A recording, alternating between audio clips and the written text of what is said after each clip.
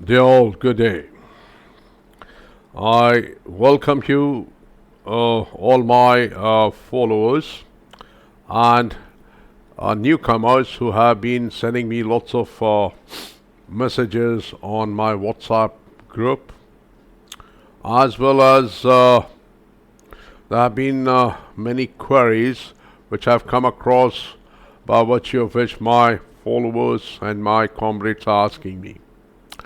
Therefore, after completing the series of for the safe anchoring procedures, it has basically, encouraged me based upon your, especially my, followers, my students, my comrades, uh, inquisitiveness, and they wanted to know more about the subject matter, which has encouraged me to broadcast this particular lecture and the series here on from now onwards with respect to lecture number 49. And the subject matter is importance of hydrodynamics in the ship handling. This is part 1. I will be taking this up gradually based upon what all things I have jotted down to facilitate you. And moreover, I can understand the apprehensions why many of our mariners want to know, because today what is happening when we talk about the ship handling, it certainly has been a cause of concern for many seafarers, and that was the reason also I was, few months back invited upon by the respected CMMI on their platform to talk about this, and at that point in time also I had approximately 100 odd attendees when we conducted or when the CMMI conducted this webinar. So I will be raising the level of this particular lecture based upon what I've jotted down. However, I would ask you and request you, in case you would like to know further more than that what I've jotted down, do let me know. I will try to incorporate the same thing accordingly. Thank you in advance, and please do like, subscribe, and share my YouTube channel under the banner of Marine Quest Solutions. Thank you in advance. So, the subject matter is importance of hydrodynamics in ship handling, part 1. Now, I'll read out this and try to explain you all. First and foremost, what I've written here is what is the importance and the relevance of the practical knowledge and the practical seamanship in cognizance of hydrodynamics with respect to ship handling. There are lots of schools of thoughts now as we speak. As our old school teaching goes, by virtue of which I think I have already narrated this particular thing many a times or umpteen number of times, that as our old school teaching goes deep down in our roots and how we have been taught, brain is the best computer which has so far and by and large invented so many computers and supercomputers respectively, and our eyes being the best radars with the proper coordination and having been on top as far as the situational awareness is concerned. Now, when I made this statement, what I'm trying to say is that, of course, I do not undermine the electronic aids to navigation, but all I'm trying to say is that when we complement the electronic aids with respect to our practical knowledge of seamanship, it really creates magic, miraculously, and basically facilitates the mariner, makes him much more comfortable on the bridge, especially in the during the critical passages, or whenever he's in a kind of a dire straits. Now, however, stating our fact does not undermine the importance and or reduces the relevance towards the aids to navigation, but in order to optimize the usage, it has to be harmonized with the knowledge of practical knowledge, as well as paying heed in particular or to importance of the vessel's maneuvering characteristics with the present scenario of number of incidents accidents being on rise as well as taking toll with an ominous global visibility. Now, when I make this statement, what I'm trying to say is that today, even when we have the state of the art equipment on the bridge, still we come across so many catastrophical scenarios by virtue of which, be it the master, with due respect, I'm also a master, and or the senior officers or the junior officers, they had been found so much ignorant when I did so many incident investigations that it has been like, horrendously surprising to me that how could this kind of lapse could take place. Nevertheless, we will see the figures as we go down the slides. Therefore, it has since then made all the more imperative to have a proper understanding of the or on the subject matter, basically as far as the practical knowledge of the seamanship is concerned. I've been doing lots of navigational mentoring for lots of few companies, not lots, but few companies. When I ask them, going back to the basics, the rule number 5, like every vessel shall at all time maintain a proper lookout by sight, hearing, as well as by all available means appropriate to the prevailing circumstances so as to make a full appraisal of situation and the risk of collision. It came to my, the worst nightmare when I asked even the senior officers that what would be your primary means of lookout, and the answer I got was egg disc. Now, where are your eyes? Because the rule number 5 says, whenever you see a vessel in sight, every vessel shall at all time maintain a proper lookout by sight, hearing, as well as by all available means. So, your primary means of lookout is sight, hearing, and therefore all available means. You can use it to complement and, use it in your advantage. Anyhow, coming to the next slide, what are the main objectives and the purpose of importance of such trainings? Now, because I'm imparting many trainings on the subject matter, be it on the YouTube or as I said, I'm also conducting lots of masters, STS, ship handling and hydrodynamics operation, of course on the virtual platform. So, the importance of this with relevance to the practical knowledge of seamanship, trust me, it takes a toll if we are not well versed with it, as well as we do not have much, we are not aware of as far as the situational awareness is concerned and or in cognizance with that.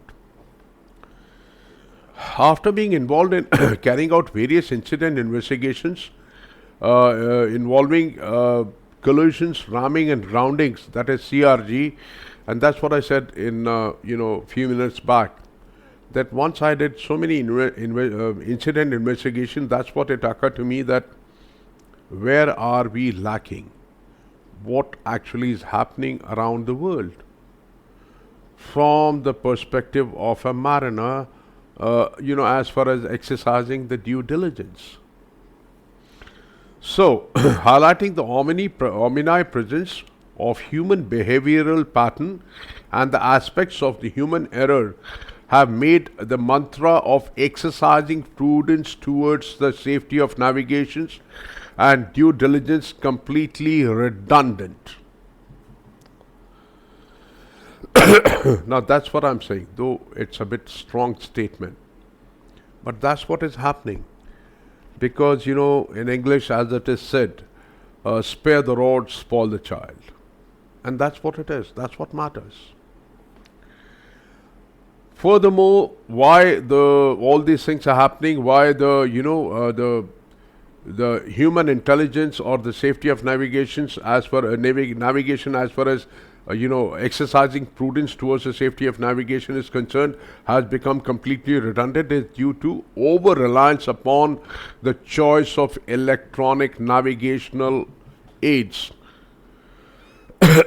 Yes, of course, we do a lot of simulator courses. They are video games, yes. But if you have the knowledge during the simulation that why you're doing what you're doing and how you're doing, and if you are aware of it, those video games will help you. Otherwise, on the egg disk, you're playing a video game without having even iota of knowledge what you're supposed to do as far as practical knowledge is concerned.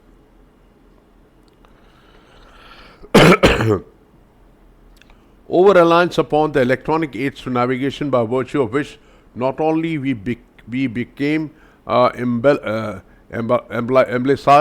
to the aspects of situational awareness, but relentlessly lost control over a simple situation.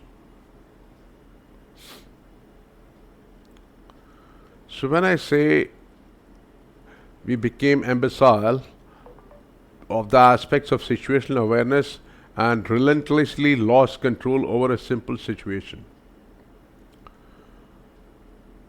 I've come across few incident investigations based upon MAIB reports when there is a head-on situation, the vessels are in sight of each other, beautiful, good visibility,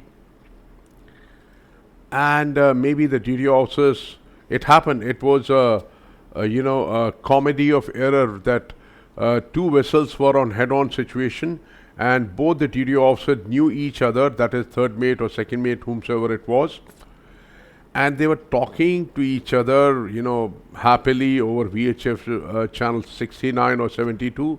Ultimately, what happened?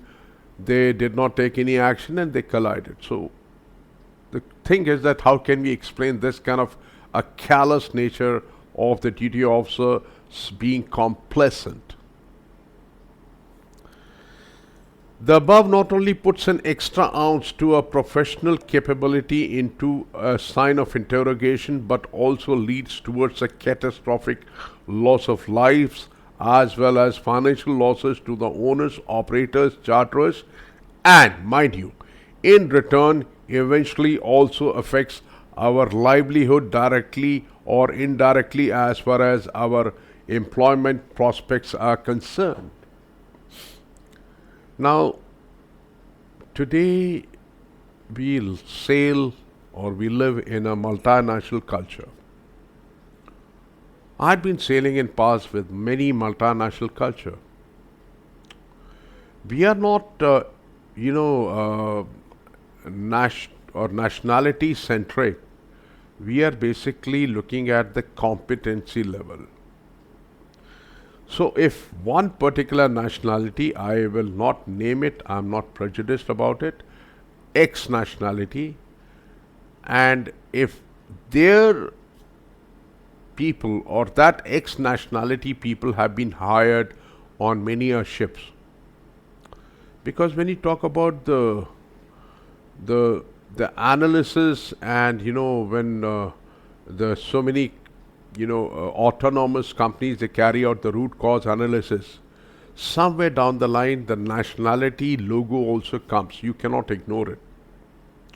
And when all those, let's say, genius people, when they home on to one particular nationality, they say, okay, this is the statistical data that in year so and so, that when the vessels were manned by X nationality on Y number of ships, Z number of accidents took place. So what happens? It alarmingly raises an eyebrow from the owners and charters perspective, and they try to defer employing that sort of nationality. And end of the day, what happens? It hits us below our belt, and of course, your employment prospects do get jeopardized. The issues related to the vessel's maneuverability and ship handling are among the most frequent causes of accidents at sea. With analysis of the present and past studies, which shows that the CRG, that is the collision, ramming, and grounding casualties, account for about 53% of all the accidents leading to ship loss. So the CRG casualties, which have been so far, that's what I said. When our geniuses they try to corroborate all the data and try to find out after the root cause analysis, they also home on to that the CRG, collision, ramming, and grounding, how much losses and damages it has accrued besides loss of lives to the owners, charters, and as far as the commercial and financial losses are concerned. In turn, 70 to 80% of the CRG casualties are attributable to human and organizational errors, that is HOE, that is human and organizational errors, a fact that indicates that these kind of errors warrant a special attention. Now, there have been so many, whenever a vessel goes to a port, uh, depending upon her, port of rotation, or the when was the last PSC inspection was carried out, and or when the last vetting inspection was carried out under the OCIMF or CDI. What do they evaluate? They evaluate basically the high risk observations. They try to look for high risk observations as far as the vessel, owner, operator, cargo, nationalities, and the level of competence of the officers is concerned. Why? Why these inspections have by and large become much more stringent and strict is because of this particular reason what I've been talking about in this one of this my lecture, or in past I've talked about. Perhaps you may think that I'm trying to jump the gun, but that is not the case. Ladies and gentlemen, this is one of the most important aspect which we cannot ignore. Other thing which occurs to my mind as I'm broadcasting this lecture, many of our youngsters, they want to get the promotion.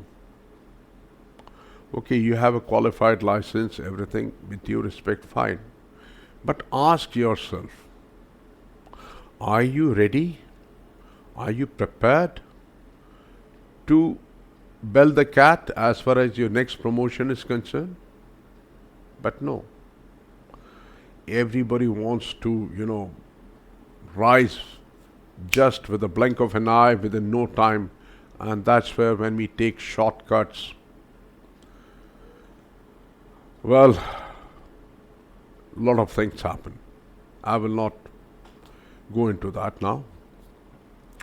So it also depends upon when I talk about the HOE, that is the human and organization error. That is, if like many companies have been rated much below with respect to other companies. Why? Because of their safety culture. Now, safety is not something what we talk about. Now, cutting a satire on this senior note, how do we define safety? When I ask many people, okay, a lot of people had talked about a lot of things, but cutting a satire, safety shall not be construed as having a cup of tea safely. When I say safety shall not be construed of having a cup of tea safely, like how I'm having my coffee to have a cup of tea safely, that is wrong. Safety has to be implemented. It has to be monitored. And that's where the ISM, SOLAS, MAPOL, all the mandatory conventions, they talk about it. An incident below The remaining of 80% is attributed to such operations factors such as CRG casualty, what I talked about, safety culture, organization, human performance, and the system. Now, the safety culture of a company organization makes lots of impact. Be it selecting the officers as far as the filtration is concerned, and implementing all those procedures and all those ways in order to plug the gaps. And that is where the organization is by and far supreme and utmost important as far as the companies are concerned. So this also is a lesson for the companies to shake them up, to gear them up, or to ask them to pull up their socks. An organization which is complementing each other, and of course human performance. When we talk about human performance, lots of factors are there. The culture of the officer, from where he's coming, how does he perceive the safety, and also his perspective from the safety point of view, and also the level of competence. Remember, when we qualify our COC, the Certificate of Competence, trust me, with due respect, no, without prejudice, it's basically a bare minimum requirement what we have qualified, because there is a lot of difference between the theoretical part what we do or we study for examinations, and practicality. It has no match, come what may. Many institutes have been mushrooming. I'm from India, but have failed to basically educate their wards, their pupils, their students. Why? Because many a times the instructors who had been doing all this job had never weathered the sea, and that's where it is. What you sow is what you reap. This is what is life all about. Last but not the least, that is the safety culture, organization, human performance, and the kind of system what you're incorporating into it. When I talk about the system, it goes into the training, institutional aspects as well. And I would urge many an institute through this media or through this modem that instead of having hypothetical knowledge with respect to the certificate of competency, it would be a better or a good thing to do is to besides the bare minimum requirements as per TCW convention for the qualification of the seafarer, he or she shall also be evaluated as far as the practical knowledge of the seamanship is concerned. Otherwise, it becomes all a bookish knowledge. Now, what are the main factors which the vessel's maneuverability, ship handling, what are the main factors which the vessel's maneuverability, ship handling, and with respect to hydrodynamics, which affect the vessel as far as the ship handling is concerned? I have jotted down all these points, and I will take them in a cohesive manner in my follow-up lectures. So please do keep an eye, because this will also help, especially second mates, and masters for their oral, and especially for masters for their ship handling. I'm not asking you, or I'm not going to go out of my way to ask you to subscribe. So far, like in last 2 years, I've got, I think, barely 800 odd subscribers. But somewhere down the line, whatever I'm imparting is based on the practical knowledge, which many of you who have been through the this kind of modus operandi, they may perhaps know and appreciate it. So the first thing is the resistance of the hull through the water, that is bow and stern waves. Why? Bow waves are positive, stern waves are negative. I'll talk about it in the follow-up lectures. This will be a longer series. The water pressure exerted upon the ship's hull, which is in cognizance with the Bernoulli's theorem, I will explain it. All these things what I've talked about, I'll come up in the follow-up lecture and nothing will be missed out. When I started my initial lecture on the same YouTube channel, Marine Quest Solution, lecture number 1, I did talk about it, but today I'm coming out with little bit, upgraded software where I can draw and explain you in a much better manner.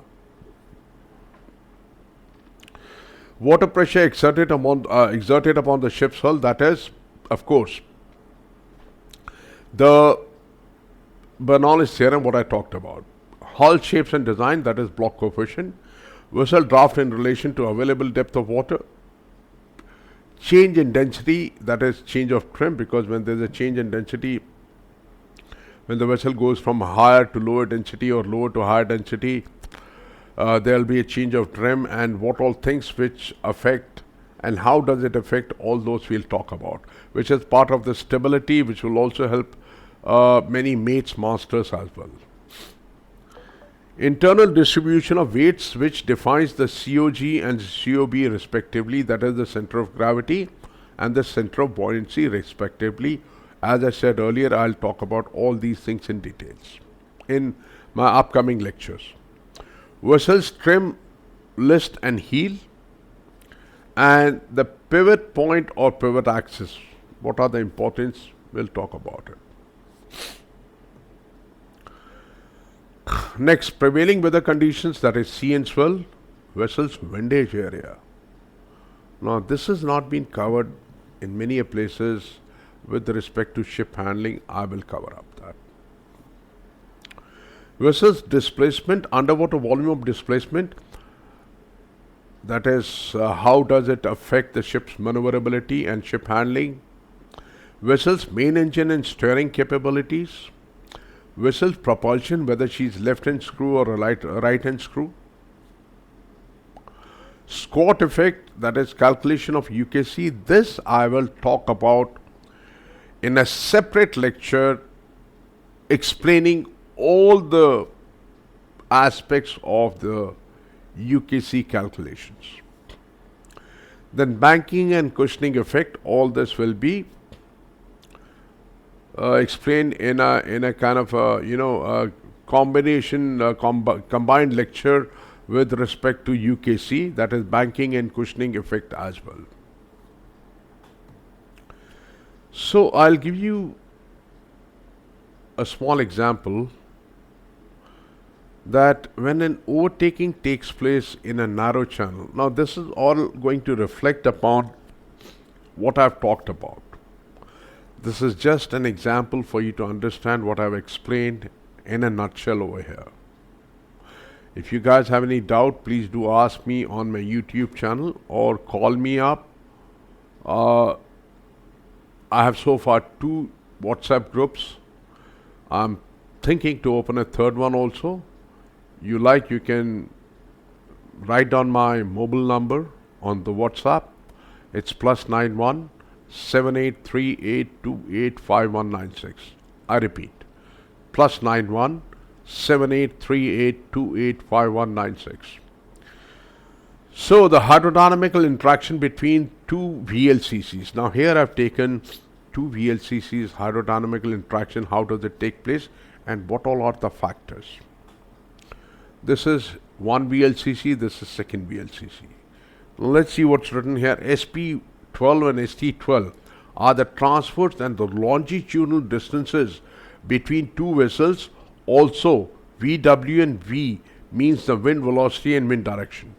So, SP12, this is the one, and ST12, ST12 is this one, and SP12, if you see this one, SP12 is this one, and ST12 is this one.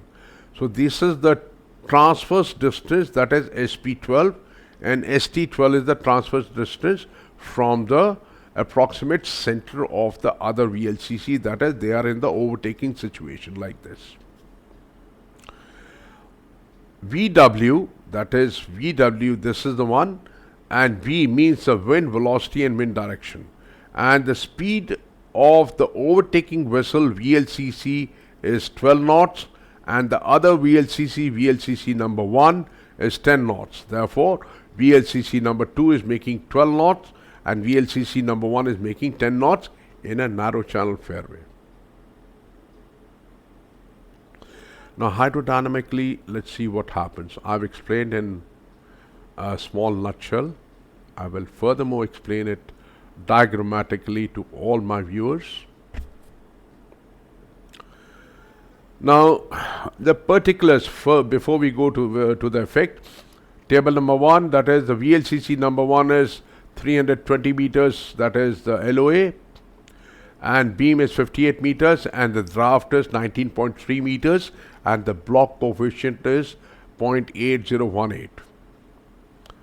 That is the VLCC number 1. This is the one.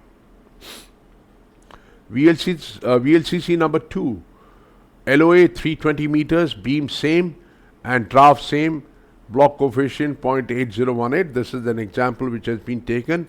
And how does the hydrodynamical forces they work upon the vessel? That's what it is.